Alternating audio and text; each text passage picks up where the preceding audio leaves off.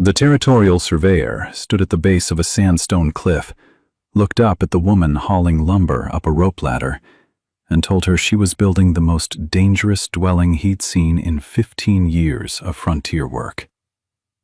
He wasn't alone. By October, every rancher within 30 miles was talking about the widow who'd lost her senses, building a house hanging off a cliff face with her young daughter. They called it everything from suicide to child endangerment. Some laughed. Others prepared for the inevitable tragedy. But when January's blizzard buried the valley under 6 feet of snow and temperatures dropped to 25 below zero, something impossible happened inside that cliff alcove. Warmth radiating from hidden chambers. Natural protection from wind that destroyed every ground structure.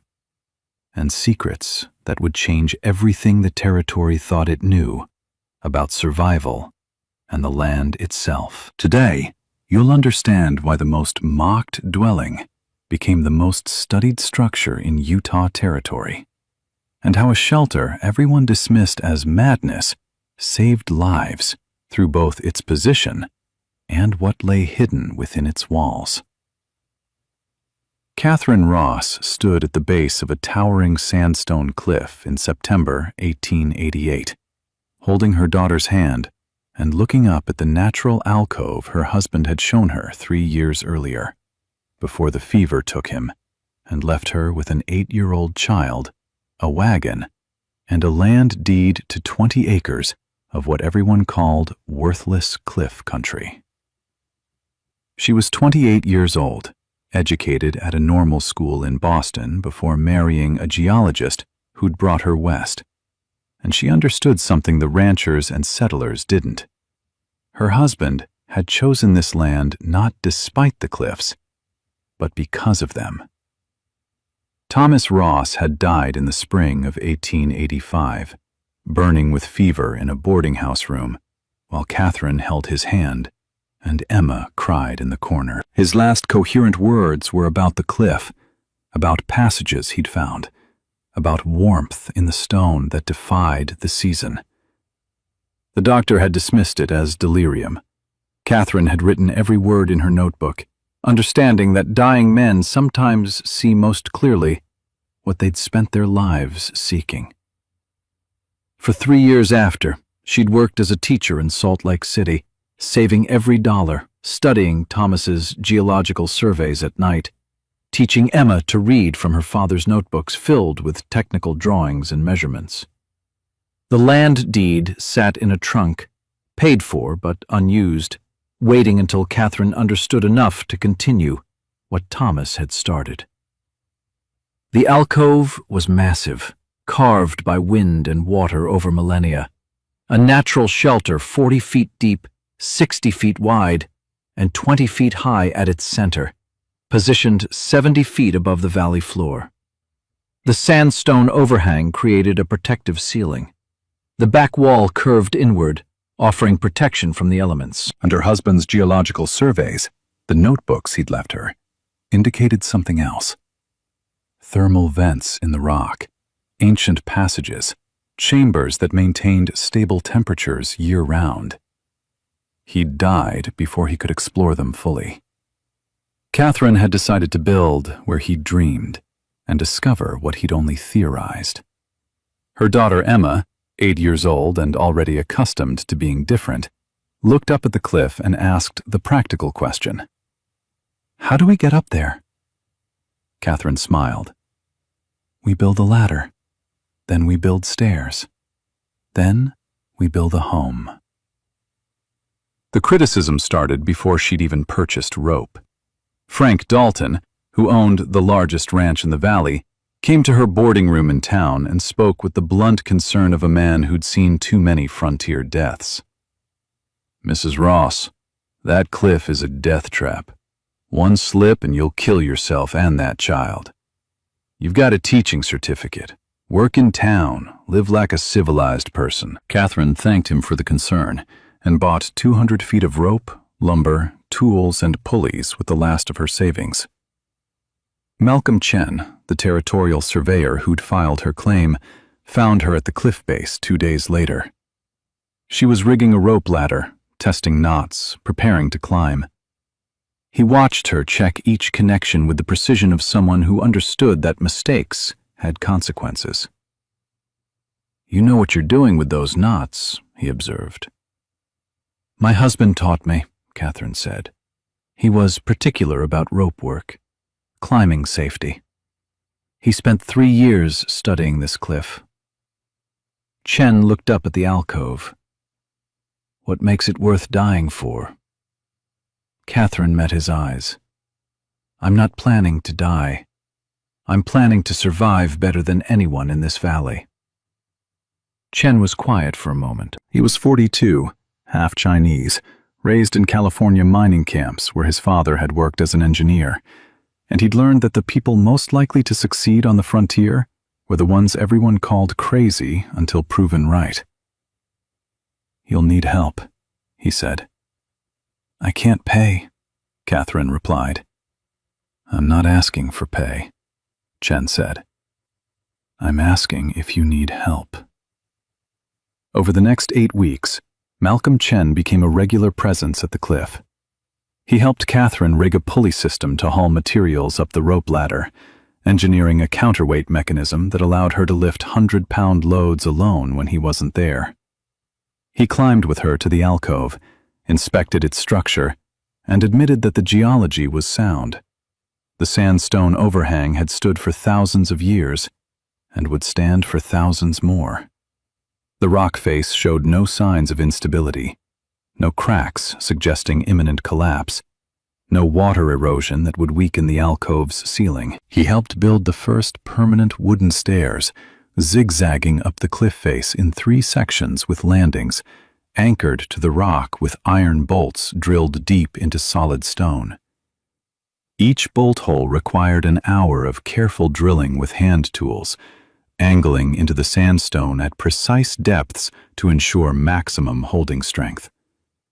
They tested each anchor with weighted loads before trusting human weight to them. The work took 3 weeks of Sundays, dangerous and precise. Catherine learned to drill while hanging from ropes, to trust her knots, to calculate load-bearing requirements for stairs that would carry supplies, furniture, everything needed for life 70 feet above the ground. Emma helped where she could, learning knots from Chen's patient instruction, organizing tools in order of use, understanding through observation that survival sometimes required building what others called impossible. She was too young for most of the dangerous work, but old enough to understand that her mother was building their future, one carefully drilled bolt at a time. The town's opinion calcified quickly. At the general store, women whispered loudly enough for Catherine to hear.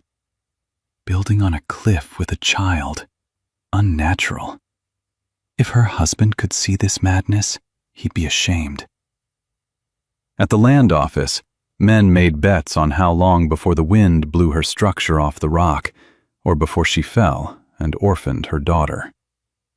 The only defender was Chen, who quietly told anyone who asked that Mrs. Ross understood geology better than most men with surveying degrees, and that her husband had been one of the finest geologists he'd known. This earned him mockery, too. "The Chinaman's defending her because he's courting her," someone said at the saloon. Chen ignored it and continued helping every Sunday, his only day free from surveying work. By late October, the basic structure was complete. Catherine had built a wooden platform extending from the alcove floor, creating usable space. She'd constructed adobe walls using clay from the valley floor mixed with sand and straw, filling in the alcove's open front except for a door and 3 windows. She'd installed a roof using salvaged timber and tar paper, though the natural rock overhang did most of the weatherproofing.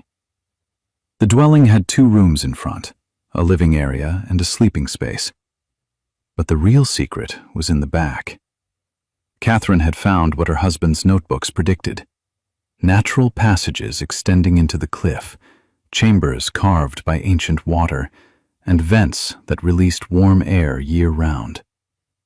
She explored carefully with rope, lanterns, and her daughter waiting at safe distances, marking each passage on hand-drawn maps that matched Thomas's sketches with eerie accuracy. He'd been right.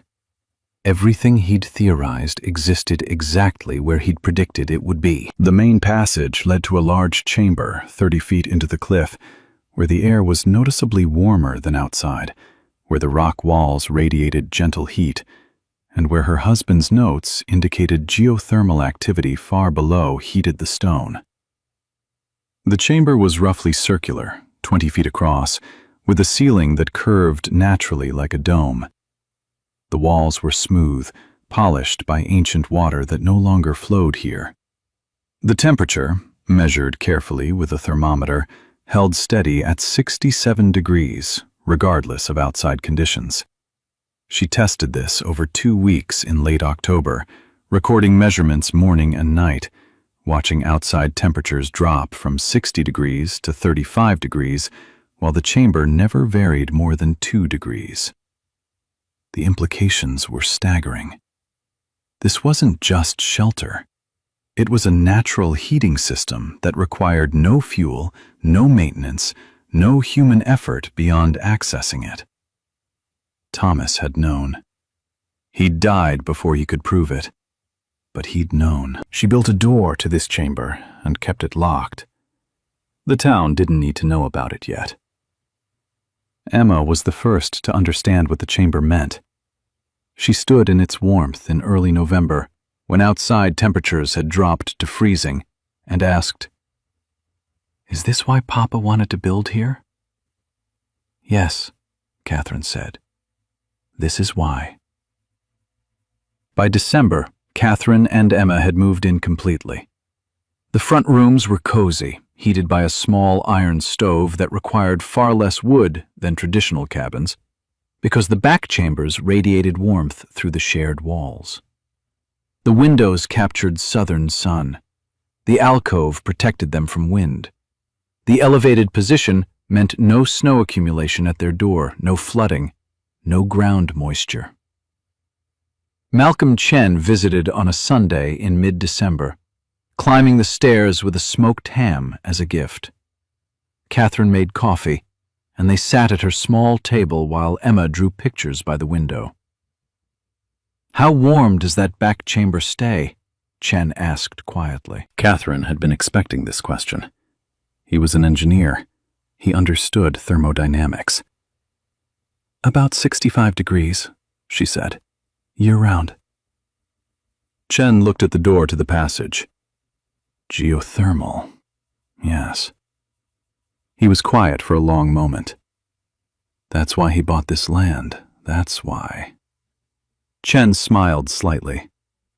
"Everyone thinks you're crazy. You're actually the most practical person in the territory."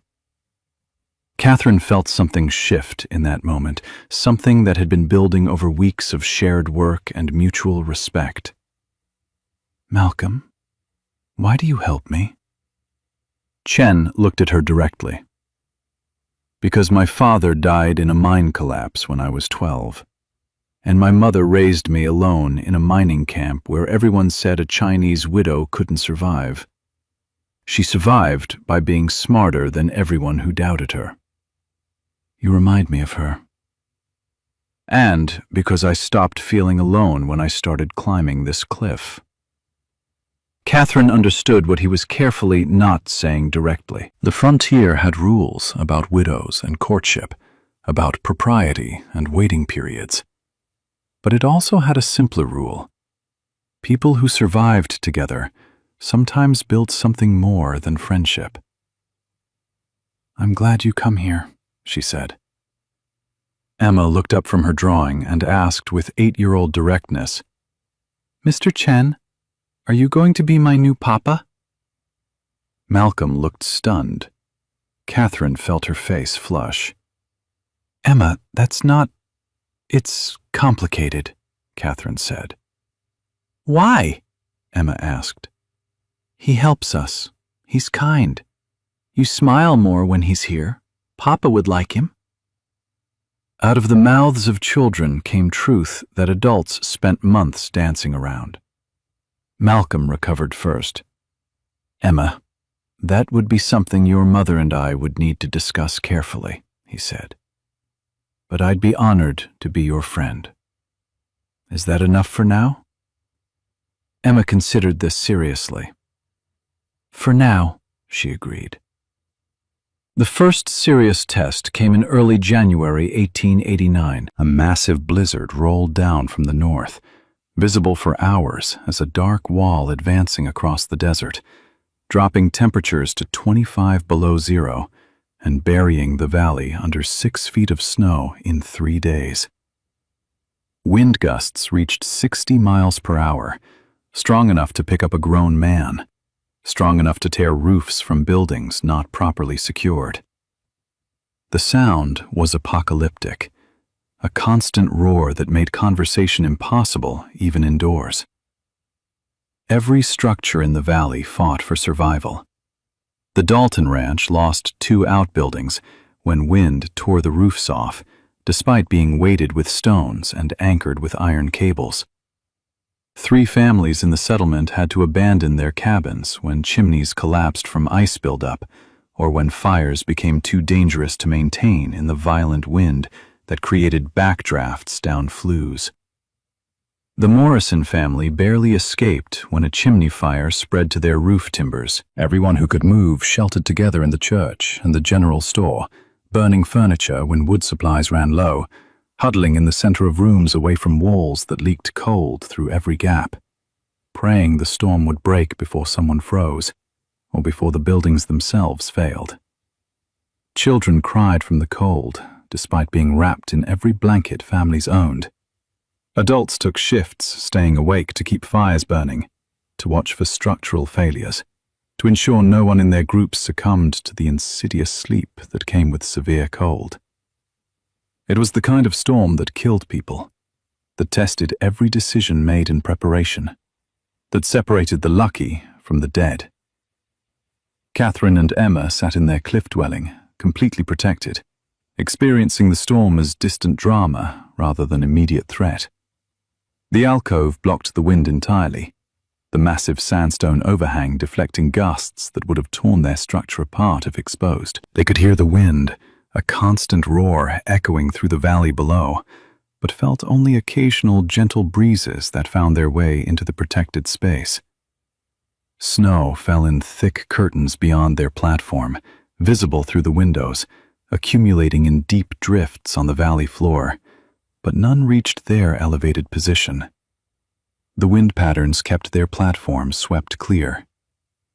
The back chamber's warmth radiated through the walls, supplemented by a small fire in the iron stove that Catherine fed twice daily with carefully rationed wood. She'd prepared well, stacking cords of wood in the protected alcove where it stayed dry, but she barely needed it. Interior temperature held at 62 degrees with minimal burning.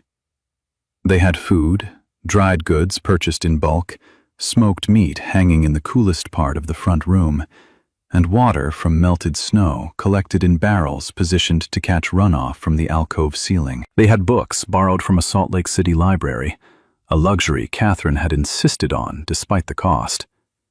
Emma played with a wooden doll Malcolm had carved for her, a detailed piece showing hours of careful work, moving it through elaborate scenarios on the floor while her mother read aloud from adventure novels.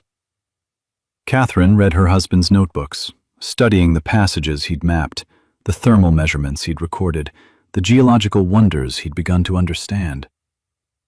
At night, they slept warm under wool blankets in their elevated home, while the valley below fought for survival 70 feet beneath them. The contrast was absolute and vindication of every choice Catherine had made. On the 3rd night, Catherine opened the door to the back chamber and took Emma inside to show her something.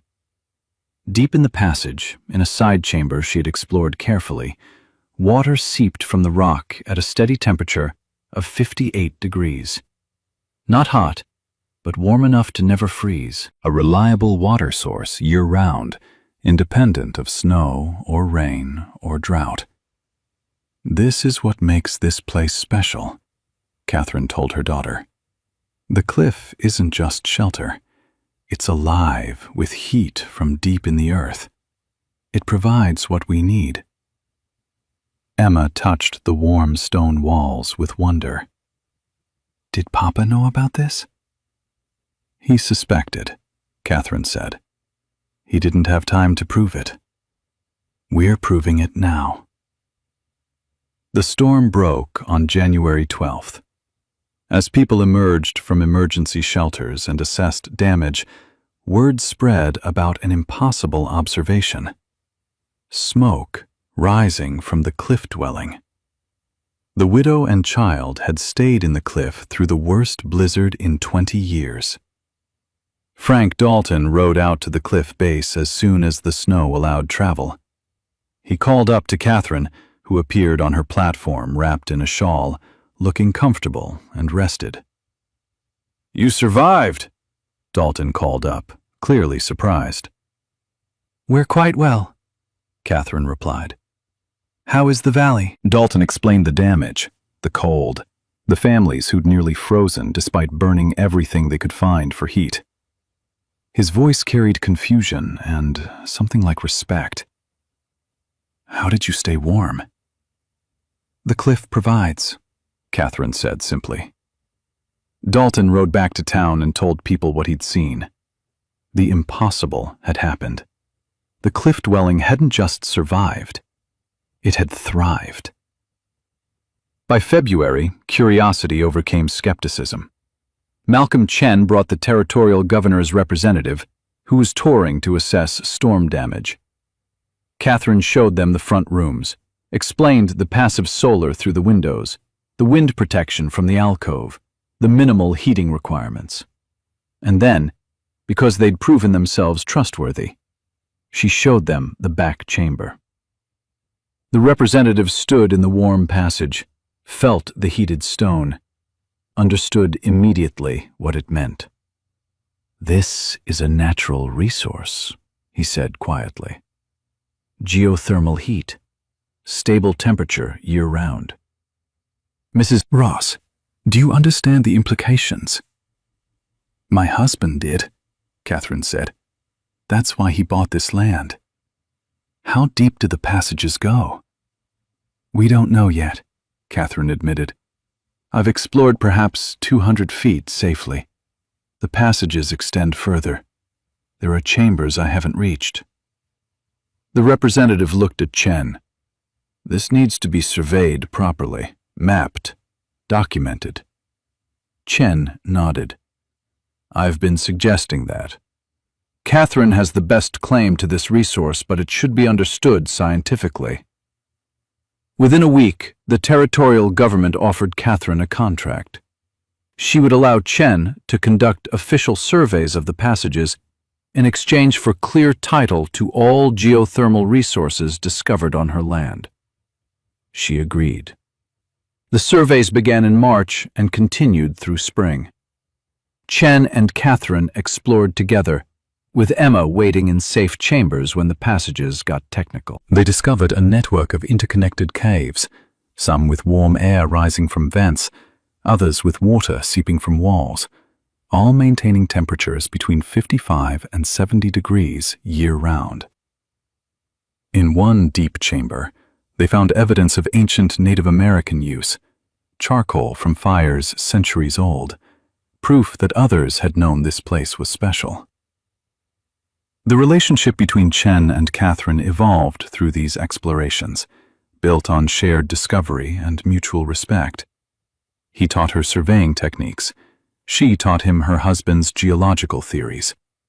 They worked as partners, and somewhere in the darkness of ancient passages, Catherine realized she'd fallen in love with this patient, brilliant man who'd helped her build something impossible and never asked for credit. On a warm April evening, sitting on the platform watching sunset paint the valley in shades of orange and red that matched the sandstone cliffs, watching shadows lengthen and the first stars emerge in a sky so clear it seemed infinite, Malcolm asked her carefully, with the hesitation of a man who understood the risk he was taking.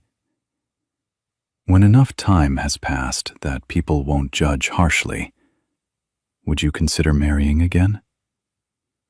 Catherine smiled, understanding what he was asking, but wanting clarity between them.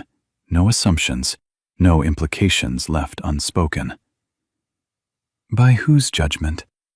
The people who said this cliff would kill us? The people who predicted we'd fall or freeze or fail? Their judgment doesn't concern me anymore, Malcolm. His meaning had been clear, but she wanted him to say it directly, to speak plainly what they'd both been carefully not acknowledging for months.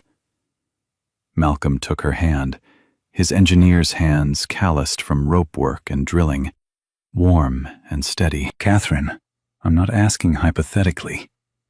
I'm asking if you'd marry me. Not today, not tomorrow, but when you're ready. When enough time has passed that Emma won't feel we're replacing her father, because we're not. I want to be her father too, if she'll have me. I want to build a life with you in this impossible place, and see what else we can discover together. I want to explore the deep passages and document what your husband theorized, and teach Emma everything I know about surveying and engineering. I want to wake up in this cliff dwelling and work beside you and grow old watching sunsets from this platform. If you'll have me. Catherine said yes without hesitation. The frontier didn't allow for long courtships when survival depended on partnership. Emma, listening through the window as children often did when adults thought them occupied, cheered loud enough to echo off the sandstone walls. They married in June 1889, quietly in town with Emma as witness. The town's reaction was mixed, some approving, others scandalized that a widow had remarried so quickly and to a Chinese surveyor. Catherine and Malcolm ignored both approval and scandal with equal disinterest. They were too busy working. By autumn, the cliff dwelling had become a destination for curious minds rather than skeptical mockery. Territorial geologists came to study the passages, measuring temperatures at different depths, analyzing the rock composition, trying to understand the heat source that kept the chambers warm.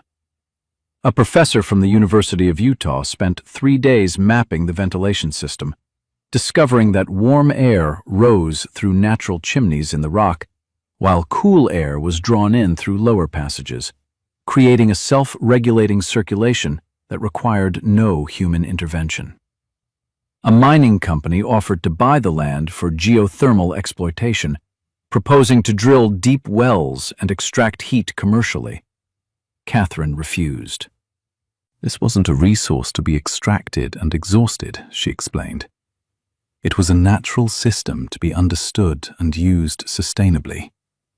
Instead, she and Malcolm developed it carefully, with Emma's help as she grew old enough to understand the principles they were applying.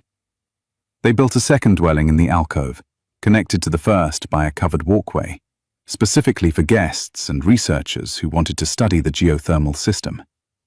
The second dwelling was intentionally simpler, designed to demonstrate how little was actually needed when natural advantages were properly utilized. They installed a system to pipe warm air from the back chambers through the living spaces, using sheet metal ducts and natural convection, creating the most efficient heating system in the territory without using a single piece of mechanical equipment. Malcolm engineered it with elegant simplicity. Warm air rises, cold air sinks, and properly positioned vents harness this natural movement. They began growing vegetables in a small greenhouse built at the alcove entrance, using warm air from the vents piped underneath growing beds to extend the growing season into winter. By December, they were harvesting lettuce and radishes while snow covered the valley below. Emma, now 11 years old and helping with every project, suggested they try tomatoes. They did, and succeeded, producing ripe fruit in February that should have been impossible at their latitude and elevation. The skeptics never apologized. Frank Dalton simply stopped making jokes and started asking questions. The territorial governor visited and left impressed. The cliff dwelling appeared in geological surveys as an example of practical geothermal application using natural formations. Emma grew up climbing passages with a rope around her waist and a lantern in her hand, learning geology from her stepfather, who taught her to read rock layers like pages in a book. Understanding engineering from her mother, who showed her that mathematics and physics weren't abstract concepts, but tools for building impossible things. She became the kind of person who looked at challenges and asked how rather than why not, who saw cliffs not as barriers but as opportunities, who understood that the best solutions often came from working with nature's systems rather than fighting them. At 16, she surveyed a passage her parents had marked as too dangerous, finding it stable and discovering 2 new chambers beyond. At 20, she wrote a paper on geothermal residential design that was published in a territorial engineering journal. She never forgot that her childhood home had been built by a widow everyone mocked, heated by chambers everyone said were worthless, and proven successful by mathematics that didn't care about social convention or gender expectations. In 1903, a university professor wrote a paper on vernacular geothermal architecture in Utah Territory.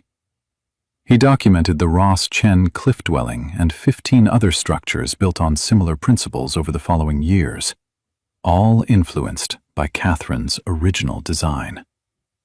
His conclusion was direct. Ross demonstrated that survival in harsh climates requires understanding and utilizing natural resources rather than fighting them. The cliff's position provided wind protection, solar gain, and access to geothermal heat. These advantages, combined with sound engineering, created a structure that outperformed conventional buildings at a fraction of the fuel cost. Adoption of similar techniques across the territory reduced winter fuel consumption by an estimated 40% in areas with appropriate geological features. In other words, people believed the numbers when they couldn't deny them anymore.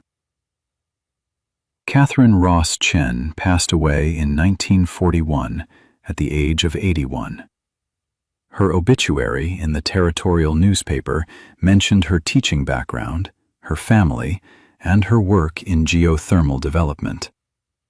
But locals remembered something different.